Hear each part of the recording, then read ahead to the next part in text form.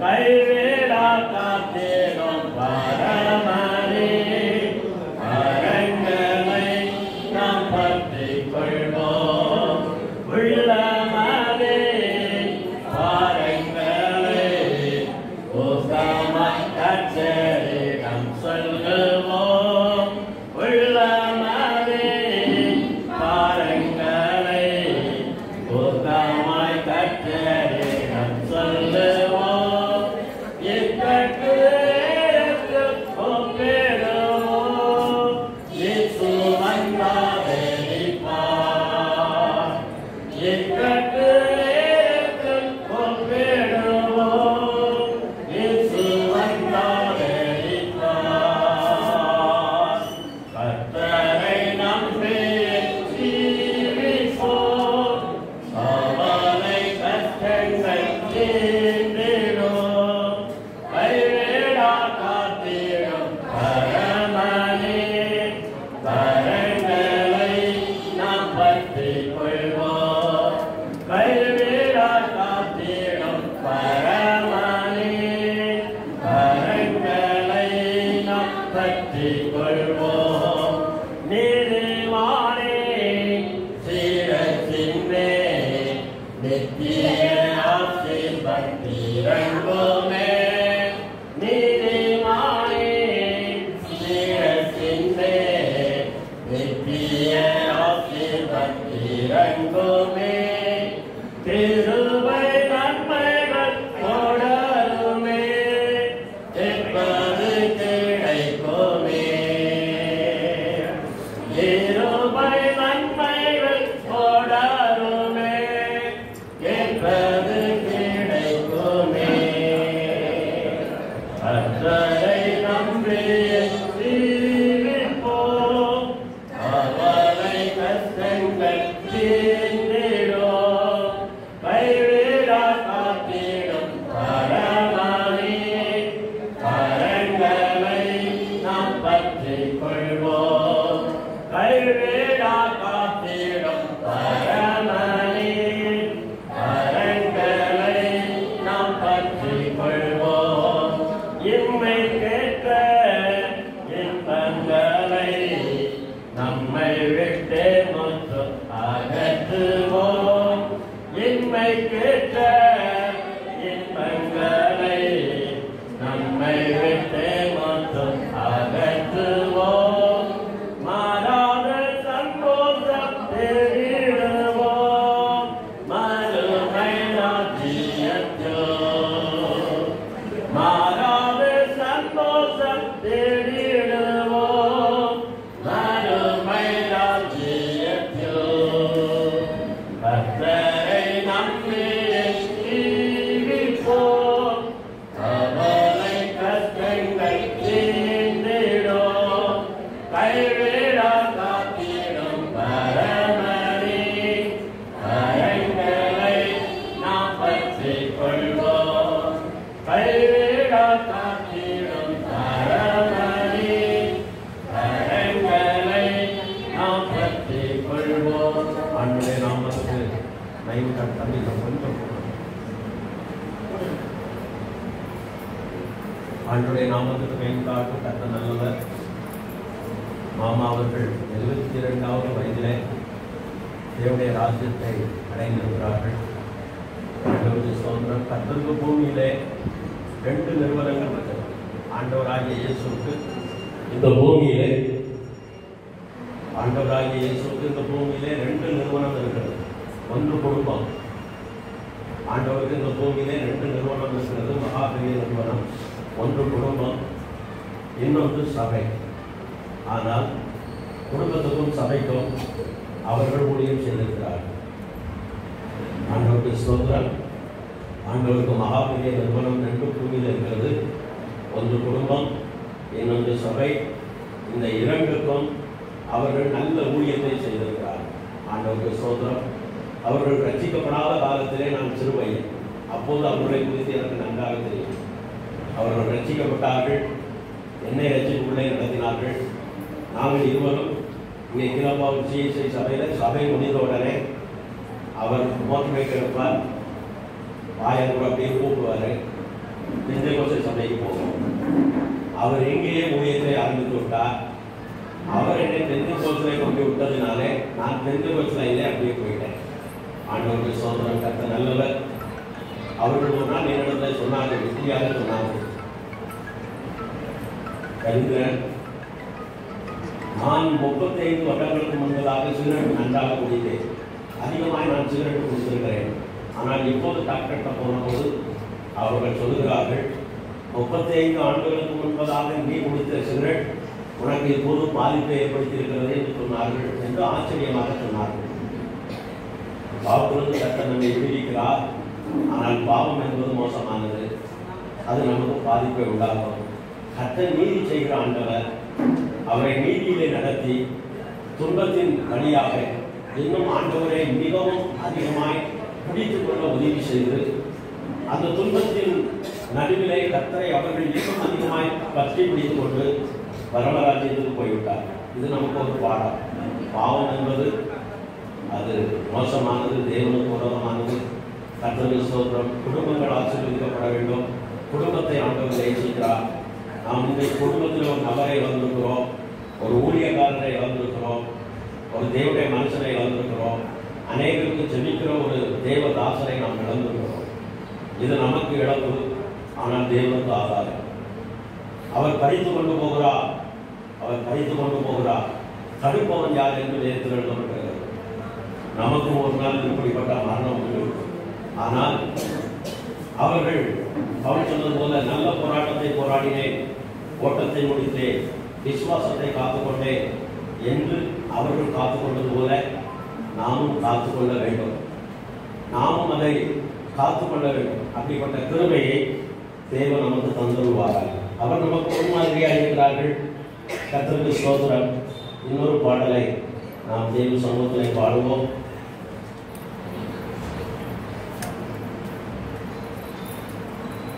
தொல்லை கஷ்டங்கள் சூழ்ந்திடும், துன்பம் துக்கம் வரும், இன்பத்தில் துன்பம் நேர்ந்திடும், இருளாய் தோன்றும் எங்கோ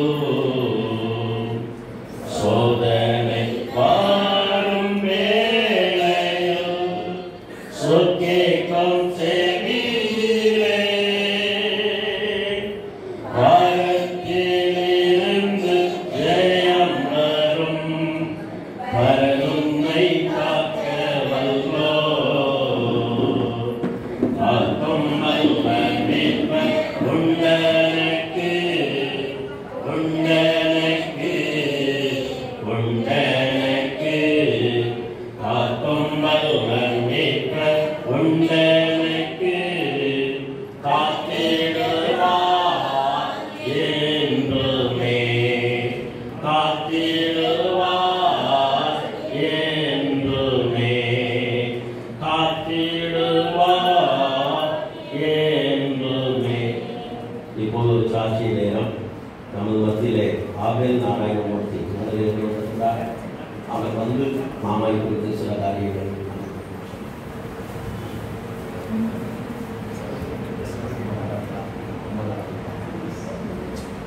ஆண்டவருக்கு நன்றி.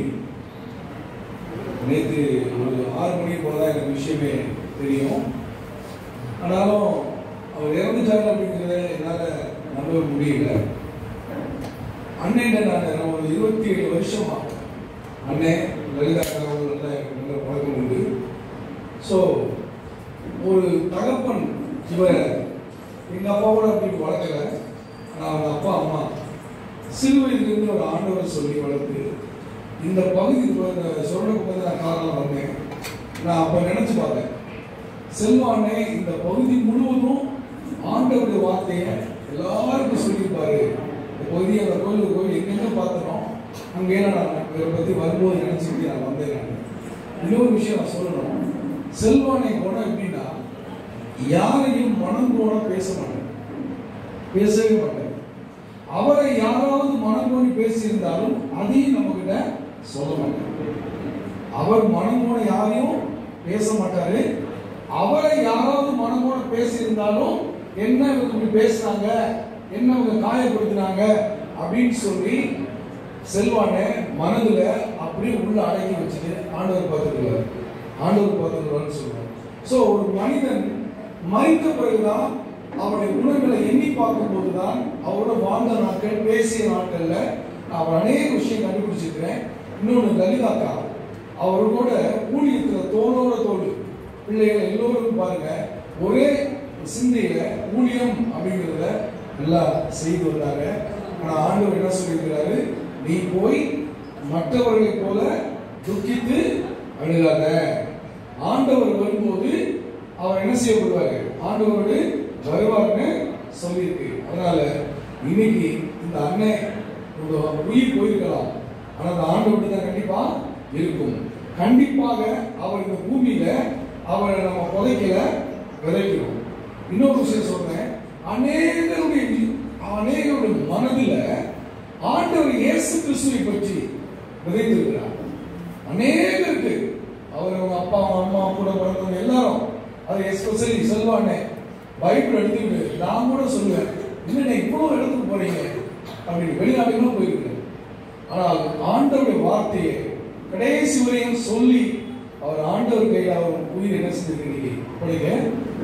கண்டிப்பா நம்ம செல்வான புதைக்கல, விதைக்கிறோம். அவர் மூலமாய் எந்தெந்த விசுவாசிகள் ரட்சிக்கப்பட்டார்களோ அவர்கள் மூலம் அன்னை மூலமாய் யார் யாருக்கெல்லாம் சுவிசேஷம் அறிவிக்கப்பட்டதோ அந்த சுவிசேஷ விதை மேல அவர் யார் யாருக்கெல்லாம் ஊழியம் பண்ணாரோ அவர்கள் கிறிஸ்துக்குள் வளர்வதற்காக நம்ம தொடர்ந்து என்ன செய்வோம், ஜெபம் பண்ணுவோம். கண்டிப்பா செல்வான ஆண்டவர் வரும்போது நம்ம பார்ப்போம். அவன் குடும்பத்தாருக்கு இந்த வார்த்தையை சொல்லி எல்லோரும் நாம் பேற்றுவோம். ஆண்டவருக்கு நன்றி.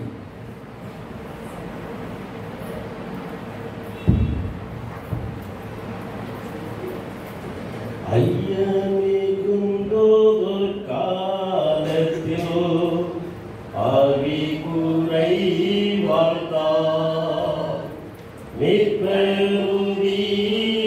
பெறத்தா சத்துருவை வென்றே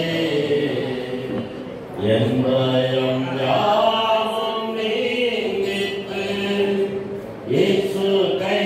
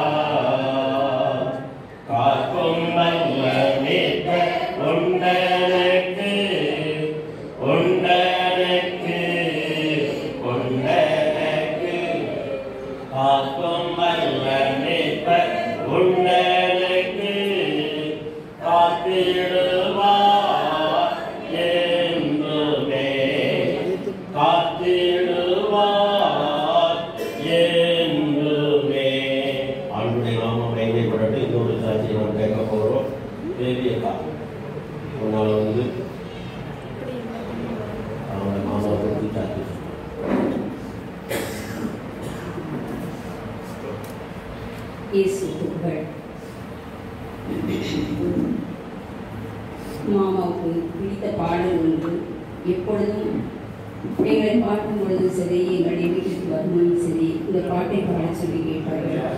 அந்த பாடலை நான் மாமாவுக்காக பாடினேன். இறைவன் எனது மீட்பானார், அவரே எனக்கு ஒளியானார், அவரை கொண்டு நான் வாழ எவரை கண்டும் பயமில்லை. இறைவன் எனது மீட்பானார், வாழ்வில் இறைவன் துணையானார், வாழும் எனக்கு உயிரானார், வாழ்வில் இறைவன் துணையானார், வாழும் எனக்கு உயிரானார். தீயோர் என்னை வதைத்தாலும் தீமை அணுக விட மாட்டான், தீமை அணுக விட மாட்டான். இறைவன் எனது மீட்பானார், ஒன்றே இறைவா வேண்டுகிறேன், ஒன்றே அடியேன் தேடுகிறேன், ஒன்றே இறைவா வேண்டுகிறேன், ஒன்றே அடியேன் தேடுகிறேன். தேவன் உமது திருமுன்னே நாளும் வாழ அருள்வாயே, நாளும் வாழ அருள்வாயே. இறைவன் எனது மீட்பானார், அவரே எனக்கு ஒளியானார், அவரை கொண்டு நான் வாழ எவரை கண்டும் பயமில்லை. இறைவன் எனது மீட்பானார். மாமா ஊருக்கு வரும் பொழுது போயிட்டு அந்த பாடலை கேட்டு எனக்கு என்னமோ ரொம்ப இந்த பாட்டு ரொம்ப பிடிக்கும். நான் சின்ன பிள்ளையில அறியாத வயசுல அங்கே அக்கா வீட்டுக்கு வரும் பொழுது எங்களை வழி நடத்துவாங்க. அந்த இறை வார்த்தையை வாழ்க்கையினுடைய ஒவ்வொரு கட்டத்திலையும் நம்ம எப்படி எடுத்துட்டு போகணும் அப்படிங்கிறத எங்களுக்கு தெளிவாக சொல்லி கொடுத்தாங்க. கஷ்டமா இருக்கும் பொழுது எப்படி சொல்லணும், அல்லது நம்ம சந்தோஷமா இருக்கும்போது அந்த ஆண்டவருடைய புகழ் எப்படி பாடணும். ஒவ்வொரு இன்சிடென்ட் நடக்கும் பொழுதும் நாங்கள் மாமாட்ட எதுனாலுமே சொல்லுவோம், இப்படி இருக்கு மாமா, என்ன செய்யலாம், எப்படி அப்படின்னு சொல்லிட்டு ஒரு ஆறுதல் கேட்கும் பொழுது அவங்க அந்த ஆறுதலை அருமையான அந்த இறை வார்த்தையின் அடிப்படையில் எங்களுக்கு கூட்டி வளர்த்தாங்க. நிச்சயமா இன்னைக்கு நாங்கள் இறை வார்த்தையில் நாங்கள் வளர்ந்துக்கிறோம் அப்படின்னு சொன்னால் மாமாவும் முக்கிய காரணம். இன்னொன்று ஒன்றிப்பு அவங்களுக்கு ரொம்ப பிடிக்கும். எல்லாரும் நல்லா இருப்பாங்க, எல்லாரும் சந்தோஷமா இருப்பாங்க, எல்லாரும் ஒன்றா இருக்கணும் அப்படின்னு சொல்லிக்கிட்டே இருப்பாங்க. அதை நம்ம ஜபத்துல தான் வைக்கணும். நம்ம பல இடத்துல இருக்கிறோம், பல போராட்டங்கள் இருக்கிறோம், பல சூழ்நிலைகள் இருக்கிறோம்னாலும் அந்த ஜபம் நம்ம எப்பவுமே ஒன்று சேர்க்கணும்னு சொல்லிக்கிட்டே இருப்பாங்க. அதே போல நம்ம இன்னைக்கு எல்லாருமே ஒரே மனநிலையோடு ஒரே ஒத்த கருத்தோடு அவ்வளவு பேரும் தாத்தாவோட பிள்ளைங்க எல்லாரும் நம்ம இருக்கிறோம் அப்படின்னு சொன்னா காரணம் மாமா அந்த இறை வார்த்தையை பிடிச்சுக்கிட்டது, அந்த இறை வார்த்தையை நமக்குள்ள விதைச்சிருந்தோம். அதனால இப்பவுமே நம்ம எந்த சூழ்நிலையில நான் எந்த சூழ்நிலையில இருந்தாலும் சூழ்நிலைகளுக்கு மூலம் நமக்கு எடுத்து கொடுத்து அந்த அதே இறைவார்த்தையை நம்மளும் மற்றவங்களுக்கு ஆறுதல் சொல்றதுக்கு, மற்றவங்களுடைய இன்ப துன்பங்களை நம்ம பகிர்ந்து கொள்வதற்கு அந்த இறைவார்த்தை எவ்வளவு தூரம் நம்மளை வழி நடத்துதுன்னு மாமா தான் எங்களுக்கு அதை சொல்லிக் கொடுத்தது. அந்த இறைவார்த்தையை நம்மளும் பிடிச்சிக்கிட்டு இன்னும் ஒவ்வொரு காலங்களையும் ஒவ்வொரு நேரங்களையும் நம்ம அதை பயன்படுத்தி நம்மளும் அவங்க என்ன வழியில நமக்கு சொல்லிக் கொடுத்தாங்களோ, ஊழிய பாதை எப்படி சொல்லிக் கொடுத்தாங்களோ, எப்படி செஞ்சாங்களோ, அதே போல நம்மளும் நம்மளுடைய சந்ததிகளும் அதை தொடர்ந்து ஆண்டவருடைய இறை ஆட்சி இந்த உலகத்துல வர்றதுக்காக நம்மளால முயன்ற ஆவியின் துணையோடு நம்ம செய்வோம். அதே போல ஆவியானவர் அந்த பரிசுத்த அக்கினி அப்படிங்கிற இறை வார்த்தையை சொல்லிக் கொடுத்தாங்க. எந்த சூழ்நிலைனாலும் அந்த பரிசுத்த அக்கினின்னு சொல்லுவான். எல்லாம் நமக்கு முன்னாடி இருக்கிற எல்லாமே அது தகர்ந்துடும். அந்த வார்த்தையை சொல்லிக்கிட்டே இருப்பாங்க. பரிசுத்த அக்கினி அப்படிங்கிற இறை வார்த்தையை நம்ம பரிசுத்தாவி அந்த நேரத்தில் துணைக்கு கூப்பிட்டோம்னா யார் எதிர்த்தாப்புல நின்னாலும் சரி ஆவியானவருக்கு ஒப்புக்கொடு அப்படின்னு சொல்லுவாங்க. இந்த பரிசுத்த அக்கினின்ற வார்த்தையை சொல்லிக் கொடுத்ததுனால இன்னைக்கும் எந்த இடத்துலையும் எந்த சூழ்நிலையிலையும் அந்த ஆவியானவர் துணையா இருந்து என்ன செய்யணுமோ எப்படி பண்ணணுமோ அது நம்ம நினைக்க வேண்டாம். எல்லாமே அவரையே பார்த்து கொண்டார், அவரே பார்த்து கொண்டு இருக்கிறார். எல்லா சூழ்நிலைகளிலும் அவர் தான் நம்மளை வழி நடத்துறார். அதே போல அவங்க அந்த ஆவியானவருடைய வரங்களையும் கனிகளையும் பெற்றதுனால அந்த ஆவியானவருடைய வரங்களும் கனிகளும் அவங்களுடைய நிறைவா அவங்களுடைய வாழ்க்கையில இருந்ததை நம்ம பார்க்க முடிஞ்சிச்சு. ஆவியின் கனிகள் அன்பு, மகிழ்ச்சி, பரிவு, நன்னயம், தாழ்ச்சி, பொறுமை எல்லாத்தையுமே நம்ம வார்த்தையால் சொல்ல முடியாது. அவங்க வாழ்க்கையால வாழ்ந்து காமிச்சாங்க நமக்கு. அதே வாழ்க்கையை நம்மளும் என்ன செய்யணும், இந்த உலகத்துல நம்மளோட இருக்கிறவங்களோட, நம்ம குடும்பத்தில் உள்ளவங்க, பிற இனத்தார் மற்றும் எல்லாருக்குமே நம்ம ஆவியின் கனிகளை நம்ம கொடுக்கக்கூடிய மக்களாக நம்ம ஆவியில வளர்ந்து இன்னும் அந்த இறை ஆட்சிக்கு இன்னும் நிறைய மக்கள் சேர்க்கக்கூடிய மக்களாக மாமாவுக்கு நம்ம உறுதி கூறுவோம். இந்த நேரத்துல இயேசுவுக்கு புகழ், இயேசுவுக்கு நன்றி.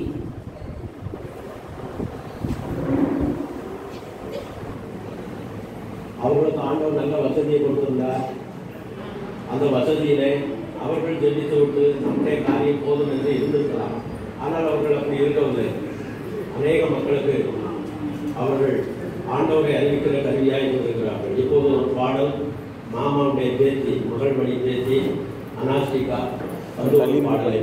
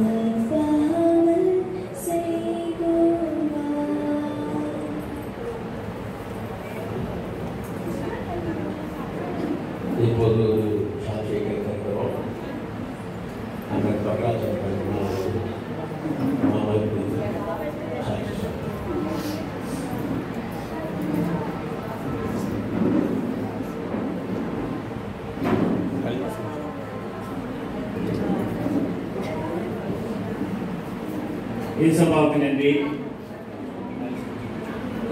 அந்த இடத்துல தனசிங் சொன்னாரு மாமா பத்தி ஏதாவது பேசுங்க. மாமா பத்தி எல்லாரும் புகழ்ந்து பேசுறாங்க, இல்லை நானும் புகழ்ந்து பேசுறேன். 2-3 பாயிண்ட் அவரை பத்தி சொல்லலாம்.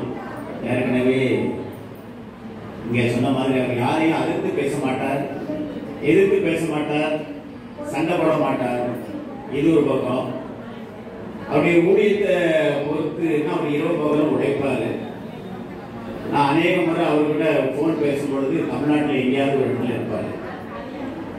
ஊழியத்துக்கு அடைஞ்சிக்கிட்டே இருப்பாரு. ஆனா அதனால ஊழியத்துக்கு அடைஞ்சு அவர் சரீரத்தை கொஞ்சம் பேணாம விட்டுட்டார் நான் நினைக்கிறேன். ஆனாலும் ஒரு பிசினஸ் அவர் போகல, ஒரு வேலையா அவர் போகல.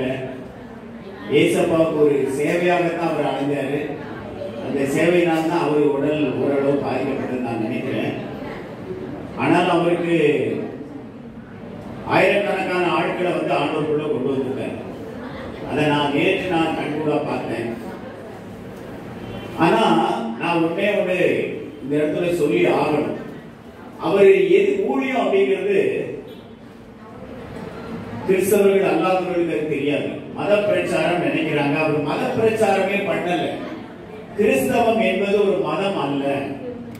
கிறிஸ்தவம் என்பது மரணத்துக்கு பிறகு கடவுள்கிட்ட போனதுக்கு ஒரு வழி.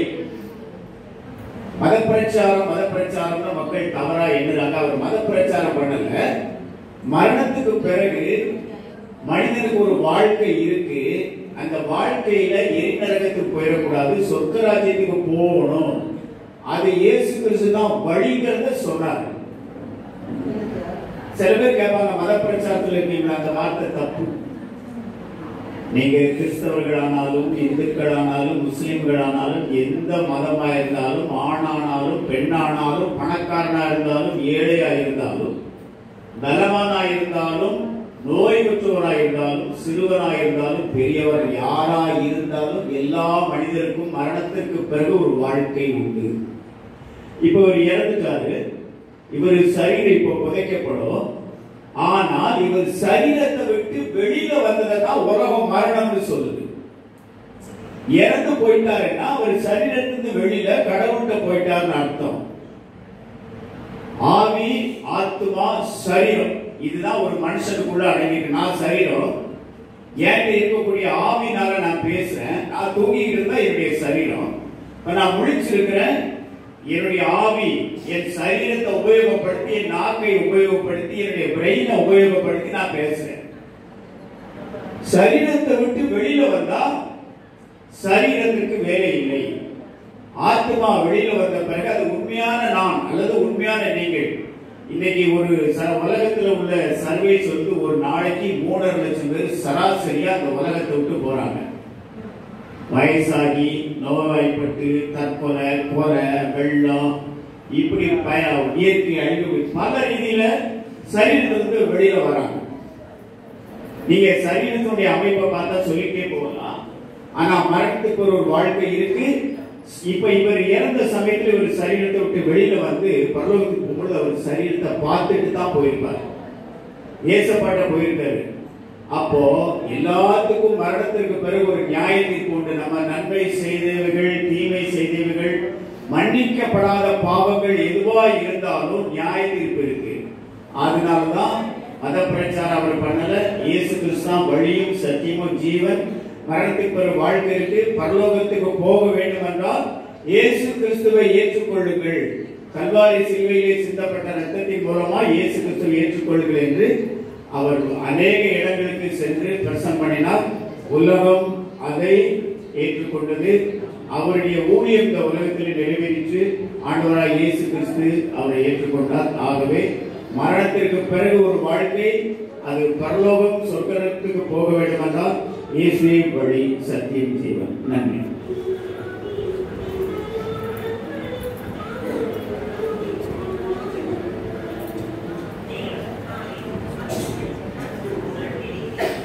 ஒரு வேத பகுதியை நான் வாசிக்கிறேன். கிறிஸ்து மரித்தோரிலிருந்து எழுந்தார் என்று பிரசங்கிக்கப்பட்டிருக்க மரித்தோரின் உயிர்த்தெழுதல் இல்லை என்று உங்களை சிலர் எப்படி சொல்லலாம்? மரித்தோரின் உயிர்த்தெழுதல் இல்லாவிட்டால் கிறிஸ்துவம் எழுந்திருக்கவில்லையே. கிறிஸ்து எழுந்திருக்கவில்லை என்றால் எங்கள் பிரசங்கம் இருந்தா, உங்கள் விசுவாசம் இருந்தா. மரித்தோர் உயிர் தெல்லாவிட்டால் தேவன் எழுப்பாத கிறிஸ்துவை அவர் எழுப்பினார் என்று நாங்கள் தேவனை குறித்து சொன்னதினாலே தேவனுக்காக பொய்ச்சாட்சி சொல்கிறவர்களாய் காணப்படுவோமே. மரித்தோர் உயிர் தெல்லாவிட்டால் கிறிஸ்துவம் எழுந்திருக்கவில்லை. கிறிஸ்து எழுந்திராவிட்டால் உங்கள் விசுவாசம் வீணாயிருக்கும். நீங்கள் இன்னும் உங்கள் பாவங்களில் இருப்பீர்கள். கிறிஸ்துவுக்குள் நித்திரை அடைந்தவர்களும் கெட்டிருப்பார்களே.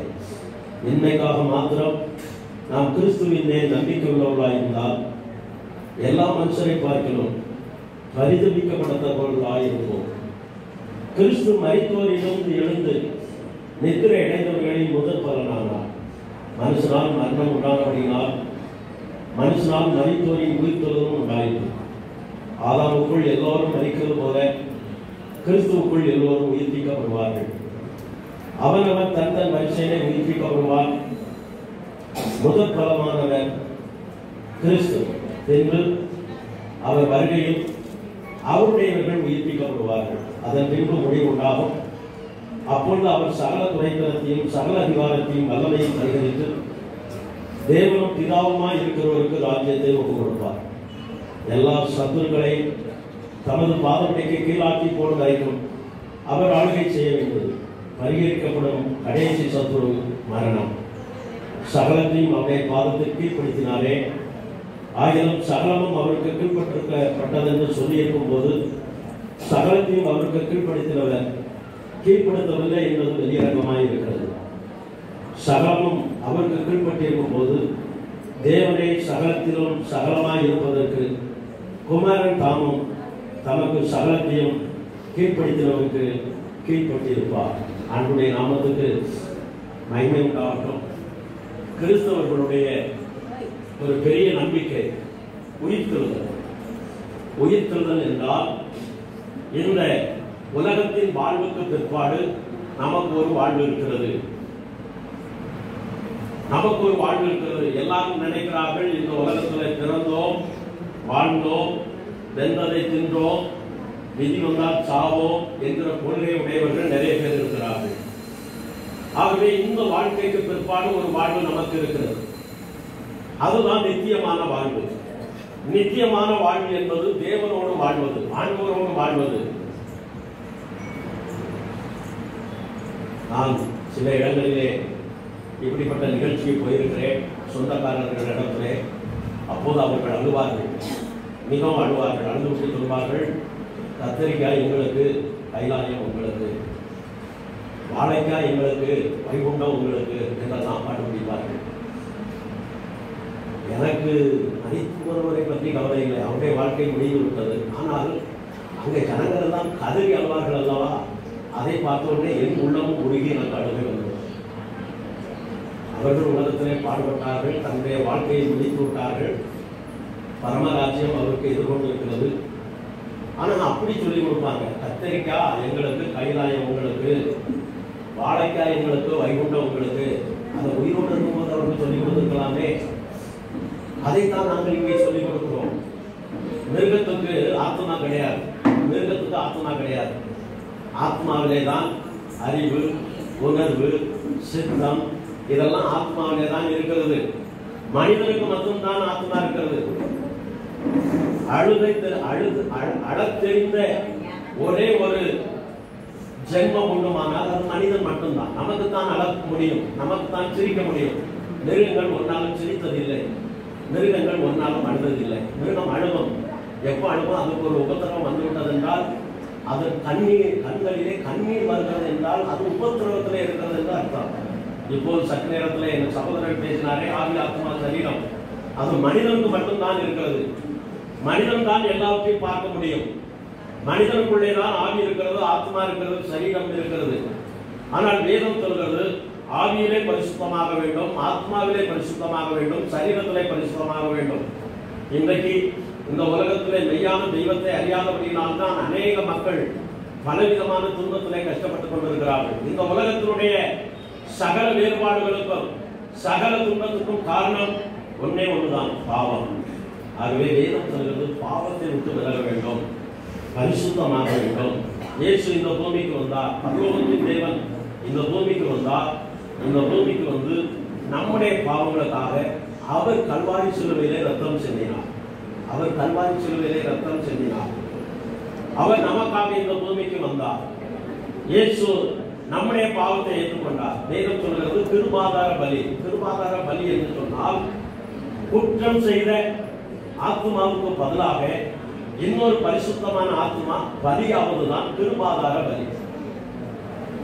அதாவது பாவம் செஞ்சது நான் தான் தண்டனை ஏற்று சாக வேண்டும். ஆனால் நீ சாக வேண்டாம், நீ என்னை நம்பினால் போதும், உன் பாவத்தை நான் ஏற்றுக்கொள்கிறேன், உனக்காக நான் அந்த பாவத்தை ஏற்றுக்கொண்டு அந்த பாவத்தின் தண்டனையை நான் பெற்றுக்கொள்கிறேன் என்று இந்த பூமிக்கு வந்து கல்வாரி சிலுவையிலே ரத்தம் சிந்தினவர் இயேசு. அவர் கிருபாதார பலி. அதாவது எனக்கு பதிலாக, உங்களுக்கு பதிலாக, உங்களுடைய பாவங்களுக்கு பதிலாக, என்னுடைய பாவங்களுக்கு பதிலாக கல்வாரி சிலுவையிலே ரத்தம் சிந்தினவர். எல்லா மார்க்கங்களும் எல்லா மதங்களும் சொல்லுகிறது ரத்தம் சிந்துதல் இல்லாமல் பாவ மன்னிப்பு இல்லை. ரத்தம் சிந்துதல் இல்லாமல் பாவ மன்னிப்பு இல்லை. அந்த பாவ மன்னிப்பை வழங்குவதற்காகத்தான் இயேசு இந்த பூமிக்கு வந்தார்.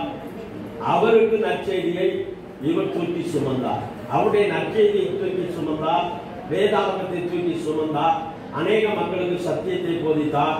அநேக மக்களுக்கு வாழ்விலே அவர்கள் நிலை தெரியாமல் இருக்கின்ற போது ஆண்டவருடைய சத்தியத்தை சொல்லி, ஆண்டவருடைய ராஜ்யத்தை சொல்லி அநேகருக்கு அவர் விடுதலை வாங்கி கொடுத்திருக்கிறார்.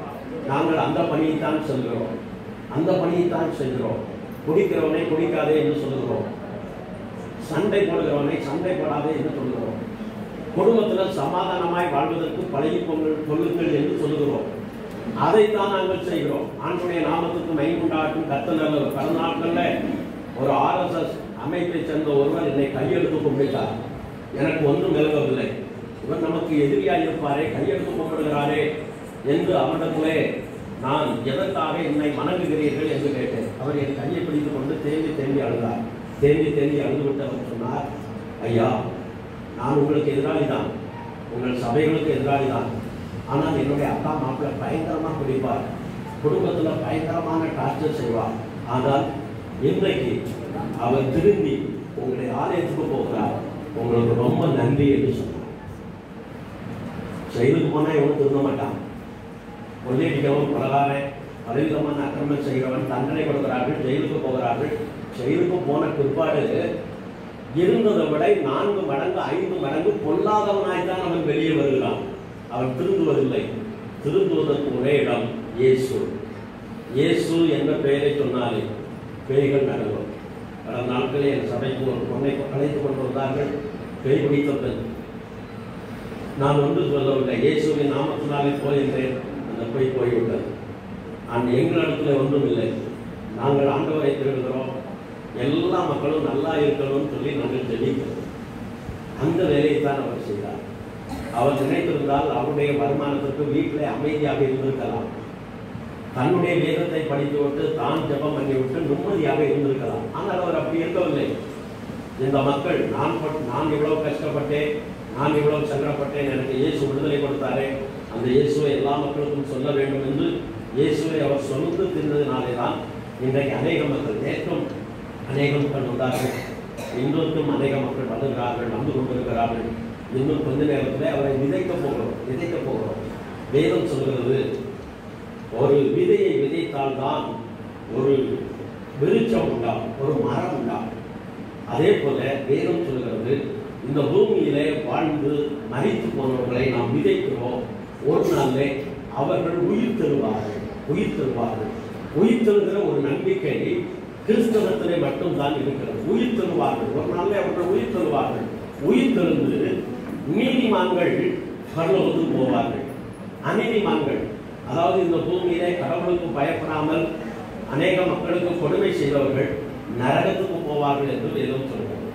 நரகம் என்பது சாத்தானுக்காக மாத்திரம்தான் உண்டாக்கப்பட்டது. ஆனால் சாத்தான் வழியிலே செல்லுகிற எல்லா மக்களும் நரகத்துக்கு போவார்கள் என்று வேதம் சொல்கிறது. ஆண்டவருடைய நாமத்துக்கு மகிமை உண்டாகட்டும். இப்போது மரித்து போன எல்லா பரிசுத்தவான்களும் பரதேசியிலே இருக்கிறார். அது 3வது வானத்திலே இருக்கிறது. யூதர்கள் 7 வானம் உண்டு என்று சொல்லுகிறார்கள். ஆண்டவருக்கு ஸ்தோத்திரம். 3வது வானத்திலிருந்து பரலோகம் துவங்குகிறது. ஆண்டவருடைய நாமம் மகிமைப்படுவதாக. கர்த்தருக்கு ஸ்தோத்திரம். அப்போ மரித்து போன எல்லா பரிசுத்தவான்களும் 3ஆம் வானத்தில் இருக்கிற பரதேசிக்கு போகிறார்கள். யாருமே பரலோகத்துக்கு போவதில்லை. இயேசுதான் அங்கிருந்து வந்தார். இயேசுதான் உயிர்த்தெழுந்து அங்கே போயிருக்கிறார். ஜட்ஜ்மெண்ட் நடக்கும், அதாவது நியாய தீர்ப்பு நடக்கும்.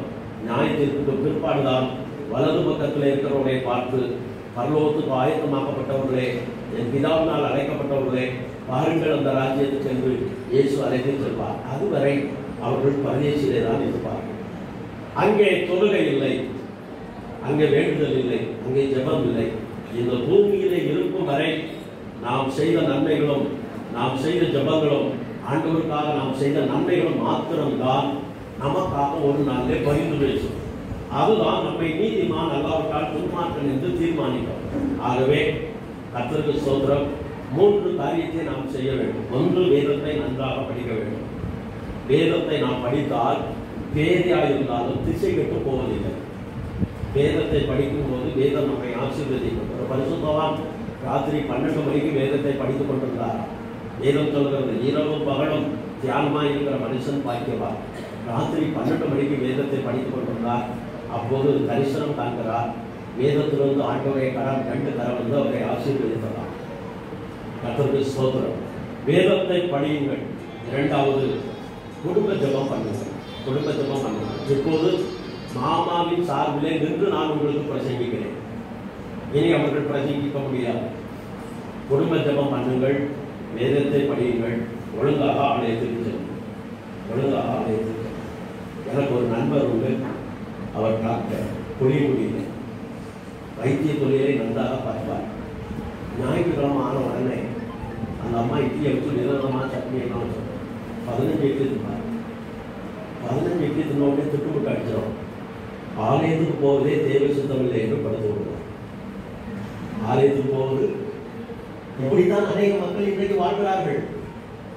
ஏனென்றால் தேவன் வசதியை கொடுத்து விட்டார், வாழ்க்கையை கொடுத்து விட்டார், பிள்ளைகளை கொடுத்து விட்டார். தேவன் நமக்கு என்னத்துக்கு என்ற எண்ணத்துக்கு இன்றைக்கு சமுதாயம் வந்து விட்டது. 30 வருடங்கள் என்பது ஒரு தலைமுறை. முதல் தலைமுறை அவருடைய அப்பா, எங்க பாட்டி ஜெயகணி அம்மா, அது முதல் தலைமுறை. 2வது தலைமுறை மாமா. இன்றைக்கு 3வது தலைமுறை இருக்கிறது. இந்த 3வது தலைமுறை தேவனை தேடுகிறதா, வேதத்தை வாசிக்கிறதா, ஜெபம் பண்ணுகிறதா, கஷ்டப்படுகிறவர்களுக்காக ஜெபம் பண்ணி அவர்களுக்கு தங்களால் ஏற்ற உதவியை செய்கிறதா யோசித்து பார்க்க வேண்டும். 3ஆம் தலைமுறைக்கு நாம் வந்துவிட்டோம். ஒரு தலைமுறை என்பது 30 வருஷம் தான். ஆண்டவரை நாம் தேடுகிற போது தலைமுறை தலைமுறையாய் கர்த்தர் நம்மை ஆசீர்வதிக்கிறார் என்று வேதத்தில் எழுதப்பட்டிருக்கிறது. ஆகவே என்னுடைய கவலையெல்லாம் நம்முடைய பிள்ளைகள் தேவனை தேட வேண்டும், தேவனை பிடித்துக் கொள்ள வேண்டும். நம்முடைய பிள்ளைகள் தேவனை பிடித்துக் கொண்டால் எங்கிருந்தாலும் அவர்களை குறித்து நாம் கவலைப்பட வேண்டிய அவசியமே இல்லை. அப்போ ஒரு நாளில் உயிர்த்தெழுதல் என்பது உண்டு. இதோடு முடிந்து போகிறதில்லை. வேதத்திலே சொல்லப்பட்டிருக்கிறது, அவன் தன் தன் வரிசையிலே உயிர்ப்பிக்கப்படுவான். அவன் தன் தன் வரிசையிலே உயிர்ப்பிக்கப்படுவான். முதல் பலனானவர் இயேசு. முதலாவது இந்த பூமிக்கு வந்து நம்முடைய பாவத்துக்காக மரித்து உயிர்த்தெழுந்தவர் இயேசு. முகமதியர்கள் கேட்கிறார்கள், இயேசு கடவுள் என்றால் கடவுளை எப்படி கொல்ல முடியும் என்று கேட்கிறார். நான் சொல்கிறேன், கடவுளை கொல்ல முடியாது. பரலோகத்தில் இருக்கிறவர், அந்த சராசரத்தையும் படைத்தவர், அவருடைய முகம் சூரியனை காட்டிலும் அதிக பிரகாசம். அவர் பயங்கரமானவர், அற்புதமானவர், அதிசயமானவர். அவரை யாரும் கொல்ல முடியாது. ஆனால் அவர் மனிதனாய் இந்த பூமிக்கு வந்து அன்பை எல்லா மக்களிடத்திலும் காட்டி, நான் தான் இறைவன் என்பதை சொல்லி எல்லோருக்கும் சேவை செய்து குஷ்டரோகிகளை குணமாக்கி, பேய் பிடித்தவர்களுக்கு குணத்தை கொடுத்து, செத்தவர்களை உயிரோடு எழுப்பி இந்த பூமியிலே மனிதனாய் வந்தாரே. தன்னுடைய வல்லமைகள் எல்லாவற்றையும் எடுத்து வைத்துவிட்டு இந்த உலகத்திலே மனிதனாய் பிறந்து குருவாய் வந்து சமண சம்சாரம் ஒன்றில்லாமல் சித்தர்களை இழுத்தி போட்டு அகர்ந்த தலம் சென்றவனை அண்டிடுவாயே என்று சொல்லி நம்முடைய முடிவை சொல்லியிருக்கிறார். ஆகவே இந்த பூமியிலே வந்தவர் நம்முடைய பாவத்துக்காக இந்த பூமியிலே வந்து நம்முடைய பாவத்தை ஏற்றுக்கொண்டு நமக்காக மறித்தவர். இன்றைக்கு பிதாவிடத்திலே பரிந்து பேசுகிறார். மனிதனாய் வந்த அவரை அவர் இது இருளின் ஆதிக்கம். நீங்கள் அந்த இருளின் ஆதிக்கத்திலே ஒருவனுக்கும் பிதாவினிடத்திலிருந்து கொடுக்கப்படாவிட்டால் எதுவும் செய்ய முடியாது என்று சொல்லி அதிகாரத்தை அவர்களுக்கு கொடுத்தவர். அதனால்தான் அவரை பிடித்தார்கள், அவரை சிலுவையில் அடித்தார்கள், அவரை சிலுவையில் அடித்து கொலை செய்தார்கள். 3ஆம் நாளிலே அவர் உயிர் தெழுந்தார். அந்த இயேசுவை தான் நாங்கள் பிரசங்கிக்கிறோம். எல்லா மக்களும் நல்லா இருக்க வேண்டும் என்பதற்காக நாங்கள் பிரசங்கிக்கிறோம். ஆண்டவருடைய நாமத்துக்கு மகிமையுண்டாகட்டும். அது ஒரு பெரிய பாக்கியம். ஆண்டவருக்கு பணி செய்வது ஒரு பெரிய பாக்கியம். உலகத்திலே ஒரு பெரிய ஊழியக்காரன் பில்லிகிரஹாம். அந்த பில்லிகிரஹாமை அமெரிக்காவின் அதிபராய் மாற்ற வேண்டும் என்று சொல்லி அதிகாரிகள் போய் அவரை என்ன செய்ய வேண்டும், அமெரிக்காவின் பிரதமராய் மாற்றிவிட வேண்டும், அதிபராய் மாற்றிவிட வேண்டும் என்று பிரயாசப்பட்டபோது அவரை போய் கேட்டாங்களாம், ஐயா நீங்க வந்துருங்க, வந்து அதிபராக இருங்கன்னு சொன்னபோது அவர் சொன்னாராம், இதை காட்டிலும் ஒரு பெரிய வேலையை செய்கிறேன். அந்த வேலை என்னவென்று சொன்னால் கடவுளுக்கு ஊழியம் செய்வது, ஆண்டவருக்கு ஊழியம் செய்வது. ஆண்டவருடைய நாமத்துக்கு மகிமையுண்டாகட்டும். ஆண்டவருக்கு ஊழியம் செய்யும்படியாய் எங்களை ஆண்டவர் அழைத்திருக்கிறார். நாங்கள் ஆண்டவருக்கு ஆண்டவருடைய பணியை செய்கிறோம். கர்த்தருக்கு ஸ்தோத்திரம். இது மதமாற்றம் அல்ல, இது மனமாற்றம். ஒருவன் மனம் மாற வேண்டும், ஆண்டவரை தேட வேண்டும். கர்த்தருடைய நாமத்துக்கு மகிமையுண்டாகட்டும். தேவன் நல்லவர். அந்த வேலையை அவர் செய்து முடித்து விட்டார். செல்வன் என்று சொல்லுகிற அந்த சகாப்தம் நேற்றோடு முடிந்து விட்டது. அவருடைய பிள்ளைகள், அவருடைய சொந்த பந்தங்கள், நாம் ஆண்டவருக்கு என்ன செய்ய போகிறோம்? கர்த்தருக்கு ஸ்தோத்திரம். எல்லா சத்துருக்களையும் ஆண்டவர் ஒரு நாள் பாதபடியாக்குவார் என்று எழுதப்பட்டிருக்கிறது. வானம் அவருடையது, பூமி அவருடையது, வெள்ளி அவருடையது, பொன் அவருடையது. வானத்திலும் பூமியிலும் சகல அதிகாரமும் அவருக்குரியது. எல்லாம் அவருக்காகவே படைக்கப்பட்டிருக்கிறது. ஆண்டவருக்காகவே எல்லாம் படைக்கப்பட்டிருக்கிறது. ஆனால் ஆண்டவரை வைத்து, கடவுளை வைத்து ஏமாற்றுகிற ஒரு கூட்டம் இந்த பூமியில இருக்கிறது. அதனால்தான் பெரியார் சொன்னார், கடவுள் இல்லை, இல்லை, இல்லவே இல்லை என்று சொன்னார். ஒரு பக்தன், பெரியார் பக்தன் பெரியார் போனான். ஐயா உண்மையிலே கடவுள் இல்லையா என்று கேட்டார். அவர் சிரித்துக் கொண்டே சொன்னார், கடவுளை வைத்து மனிதன் ஏமாற்றுகிறான், அதனாலே தான் நான் கடவுள் இல்லை, இல்லை, இல்லவே என்று, இல்லை என்று சொன்னேன் என்று சொன்னார். அப்ப அதுக்கு விளக்கம் என்ன என்று அவர் கேட்டார். பெரியார் சொன்னார், கடவுள் இல்லை, இது முதல் வாசகம். கடவுள் இல்லை என்பது இல்லை, இது 2வது வாசகம். கடவுள் இல்லை என்பது இல்லை, இல்லவே இல்லை அப்படின்னா கடவுள் நிஜமா இருக்காருன்னு அர்த்தம் அப்படின்னு சொல்லிவிட்டார். ஆண்டவருடைய நாமத்துக்கு மகிமையுண்டாகட்டும். கர்த்தர் நல்லவர். முன்னால் இருந்த மனிதர்களை காட்டிலும் இப்போது இருக்கிற மனிதர்களுக்கு குணம் வித்தியாசமாக இருக்கிறது. ஏனென்றால் முன்னாலே எல்லாரும் ஒற்றுமையாக இருப்பார்கள், ஒன்றாய் கூடுவார்கள், அவர்கள் பேசிக் கொள்வார்கள். இன்று அப்படி யாரும் இல்லை. இப்போது எல்லாரும் ஒரு பெட்டியை கையில் தூக்கிக் கொண்டு அலைகிறார்கள், தனித்து வாழ்கிறார்கள். மனிதனுடைய நிலைமை மாறிவிட்டது. ஆனால் வேதம் அப்படி சொல்லவில்லை. ஆண்டவருக்கு ஸ்தோத்திரம். ஆண்டவருடைய நாமம் மகிமைப்படட்டும். இந்த வாழ்வுக்கு பின்பாக ஒரு வாழ்வு இருக்கிறது. அந்த வாழ்விலே மனிதன் நன்மை செய்து கடவுளை தேடி ஆண்டவருக்கு பயந்து வாழ்ந்திருப்பானால் அவனுக்கு ஒரு பரலோக ராஜ்யம் காத்திருக்கிறது. ஆனால் ஆண்டவருக்கு பயப்படாமல் இந்த பூமியிலே தன்னுடைய வாழ்க்கையை தாறுமாறாக கழித்தவர்களுக்கு நரகம் என்று வைக்கப்பட்டிருக்கிறது. இதில் 2 ஏதாவது ஒன்றுக்கு தான் மனிதன் செல்ல வேண்டும். நாங்கள் சொல்லுகிறோம், நாம் பாவம் செய்ய வேண்டாம், சண்டையிட வேண்டாம், ஒரு மனதாய் ஒற்றுமையாக இருப்போம், கடவுளுக்கு ஊழியம் செய்வோம், அவர் நம்மை நித்திய ராஜ்யத்திலே சேர்ப்பார். ஆகவே இன்னும் சற்று நேரத்தில் இவர்களை நாம் விதைக்க போகிறோம். ஒரு நாளே இவர்கள் உயிர்த்தெழுந்திருப்பார்கள். உயிர்த்தெழுந்த பிற்பாடு நாமும் தேவனுக்கு உண்மையாக இருந்து உயிர்த்தெழுந்து பரவமான ராஜ்யத்துக்கு செல்வோம் என்று சொன்னால் இந்த உலகத்தின் ஆசபாசம் அங்கே வராது. நமக்கு இந்த உலகத்தின் ஆசபாசம் அங்கே வராது. அங்கே கடவுளுக்கு எப்படிப்பட்ட குணம் இருக்கிறதோ, கடவுளுக்கு எப்படிப்பட்ட அன்பு இருக்கிறதோ, அந்த அன்புக்குள்ளே நாம் கடந்து செல்வோம். அந்த வாழ்க்கை என்பது இந்த பூமியின் வாழ்க்கையை போல அல்ல. அது நாம் நினைப்பதை காட்டிலும் கோடி மடங்கு சந்தோஷமான ஒரு வாழ்வு. அந்த வாழ்வுக்கு அவர்கள் போய்விட்டார்கள். கர்த்தருக்கு ஸ்தோத்திரம். ஆண்டவருடைய நாமத்துக்கு மகிமையுண்டாகட்டும். ராஜபாளையம் பக்கத்திலே, நேற்று சொன்னதை சொல்கிறேன், ராஜபாளையம் பக்கத்திலே ஒரு கல்லறை தோட்டம் இருக்கிறது. அந்த தோட்டத்திலே முகப்பிலே எழுதியிருப்பார்கள். நீங்கள் பஸ்ஸில் போகும்போது பார்க்கலாம், இங்கே எழுதி போடப்பட்டிருக்கிறது, இன்று எனக்கு நாளை உனக்கு, இன்று எனக்கு நாளை உனக்கு. எல்லோரும் மரணம் என்கிற பாதையிலே கடந்துதான் போக வேண்டும். நல்லவர்களோ கெட்டவர்களோ அந்த மரணம் என்கிற பாதையை கடந்து போக வேண்டும். வேதம் சொல்கிறது, அடுத்து மரணம் என்பது ஒரு போர். இந்த சரீரத்தை விட்டு ஒரு உயிர் வெளியே போவது என்பது ஒரு யுத்தத்துக்கு சமமானது என்று வேதம் சொல்கிறது. கடந்த நாட்களே அவர்கள் பிழைக்கப்பட்டார்கள், வியாதிப்பட்டார்கள். கர்த்தருக்கு ஸ்தோத்திரம். வியாதி என்பது எல்லாருக்கும் பொதுவானது. இந்த பாவமான உலகத்திலே, பாவ பிரச்சனை இருக்கிற உலகத்திலே வியாதி எல்லாத்துக்கும் பொதுவானது. நாம் வளர்கிறோம், குறிப்பிட்ட காலம் வளர்ந்த பிற்பாடு முதுமையை அடைகிறோம், நாம் பல்லு விழுந்து விடுகிறது, தலை நரைத்து விடுகிறது, நடப்பதற்கு நமக்கு சிரமம் வந்து விடுகிறது. காரணம் என்ன? நம் வாழ்க்கையை நாம் கடந்து போய் கொண்டிருக்கிறோம் என்பது பொருள். ஆகவே அந்த வாழ்வை அவர்கள் கடந்து போய்விட்டார்கள். கர்த்தருக்கு ஸ்தோத்திரம். இயேசுவை நம்புவோம், அவர் நமக்கு பரம வாழ்வை தருவார். கர்த்தர் நம்மை ஆசீர்வதிப்பாராக. கர்த்தர் நல்லவர். இப்போ ஒரு பாடல் திருமலை சார் அவர்கள் முன்னால் வந்து பாடல்